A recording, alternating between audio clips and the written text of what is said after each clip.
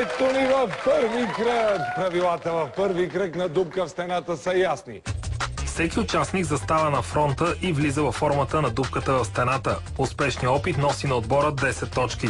Ако играчът не успее да влезе във форма, пристъпи фронта или падне в басейна, опитът не се зачита. Една стена, една дупка, един играч.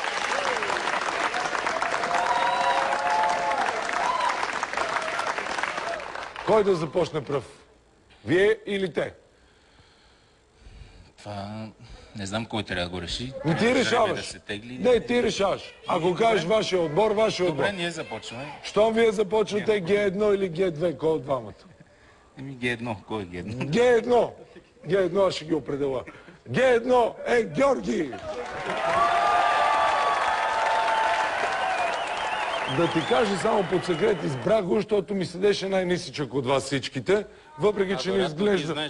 Не, въпреки че не изглежда чак толкова по-дребен, но просто по-нисък ми изглежда и мисля, че мога да влезе в първата дупка, не знам, сега ще видя. За да се спести един стереопор. Да, един стереопор трябва да спестиме задължително.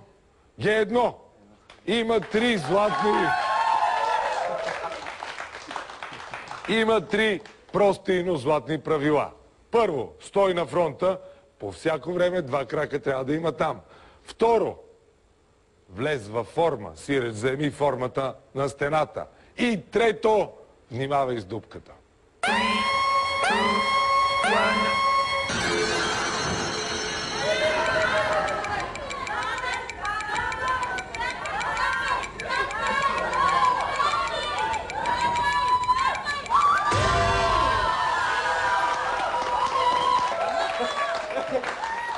Браво, много добре се справи. Лесно ли беше? Наистина ми беше много трудно. Публиката е чудесна и благодарение на нейната подкрепа се справя. Заповядай тук.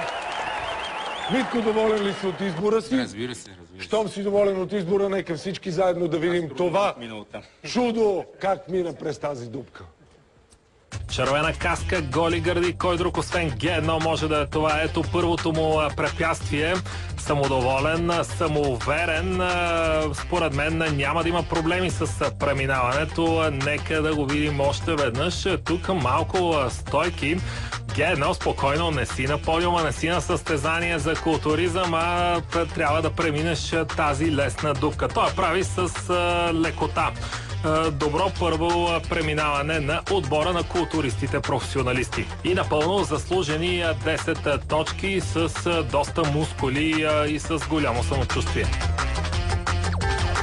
Абсолютно чисто минаване през тази дупка. Отбора на професионалистите мина страшно добре през стената и вече са напред с 10 точки. Предстои да видим отбора на аматьорите, кой играе пръв. Първи ще Светло играе или Симо? Светло. Искам да запазя Симо за по-накрая, защото той е нашия кос и ще мине през дупките без проблем. Сигурен съм. Добре. Симе застава, Светло заставай на фронта.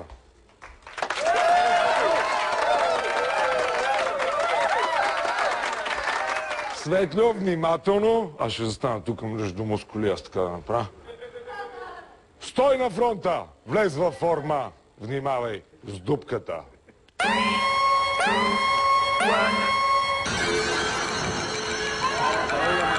Ръцете! Не така, ръцете! Обърни ръцете, няма го призная.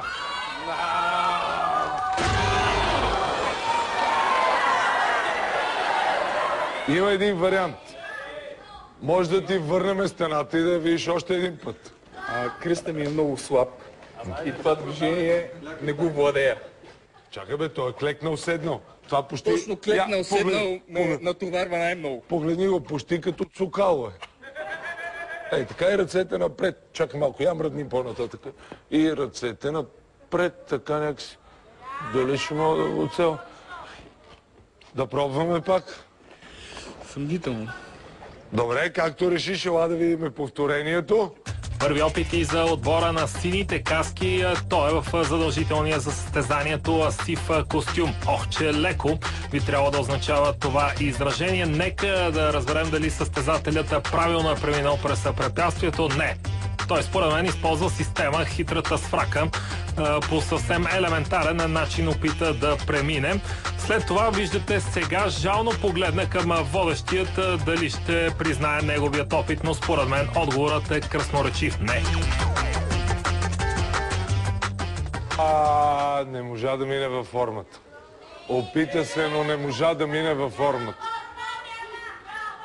Но ще ви кажа какво ще направя. Всички казват няма точки, няма точки. Аз ще му дам 2 точки, защото ми запази стената.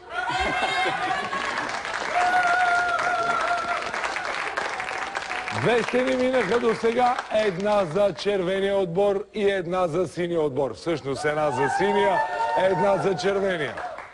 За момента резултатът е 2 точки за синия отбор, защото ми запазиха стената, и 10 точки за червения отбор, защото минаха безпроблемно. Остава Г2. Не мога да ми го прекараш втори път. Не. Г2 трябва да си играе. Жоро 2. Жоро 2 на фронта.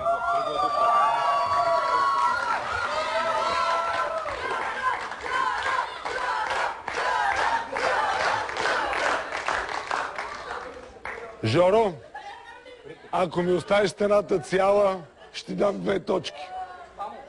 3 точки. Добре. Готови сме. Стой на фронта, влез във форма и внимавай с дупката.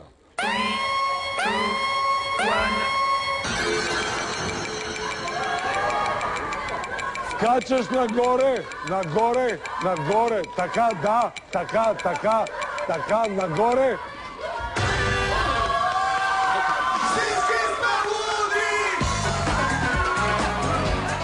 Това балет тренирал ли си? Не съм, но има акробатика дълги години. Много добре се получи. Как го направи? Я го направи пак. Аз мога да кажа само да имаме повторение. Втори състезател от отбора на червените каски и отбора на професионалистите културисти. Най-напред пробва форма лотос или нещо от сорта. Румене, не му подсказвай. Всичко се вижда на повторението. Тази капчица обаче с лекота е премината от този състезател. Перфектно за мен, макар че тук забелязваме леко пристъпване на жълто, но аз мисля, че трябва да се признае.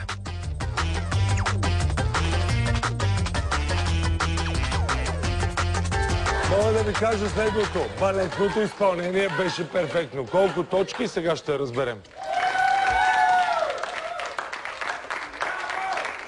Много добро преминаване с танцова, леко пируетна такава балетна стъпка на стената и за това професионалистите водят с 20 точки. Аматьорите все още имат само 2 точки, но една стена по-кратко, затова Симо. Симо е наред. Мисля, че ще мине през стената. Симо на фронта. Айде, Симеоне.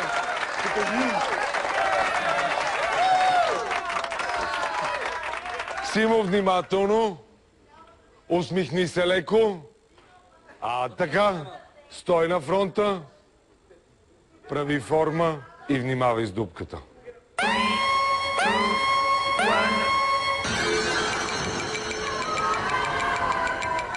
Крака и ръката. Крака и ръката.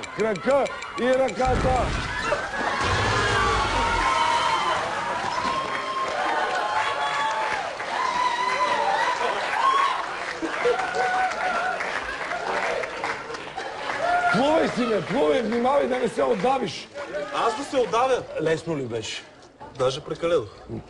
Добре, защо не си дигна крака? Знаеш колко по-лесно ще да стане. Мислиш? Да, абсолютно съм сигурен. Искаш ли пак? Айде пак. Излизай.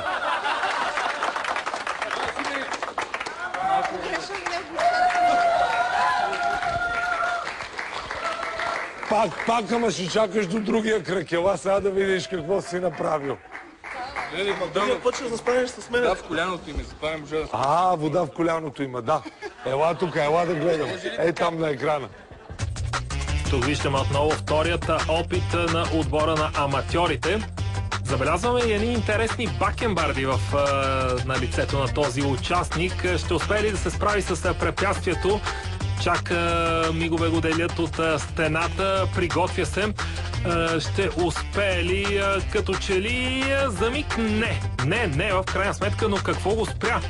Като че ли не са точно бакенбардите, а нещо малко по-надолу. В крайна сметка имаме състезател в басейна, но поне момчето опита да мине по правилния начин. За жалост не успя. Но пък, за разлика от него, стената оцеля.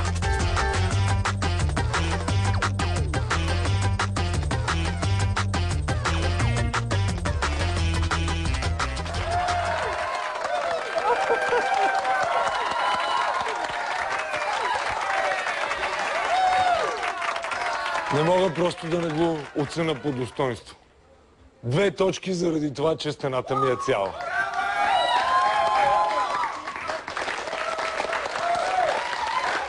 4 точки имат вече аматьорите. Не заради друго, а заради това, че ми запазиха 2 стени. 20 точки имат професионалистите. Предстоят капитанските стени. Предстоят капитанските стени, но те веднага след рекламите по Нова телевизия.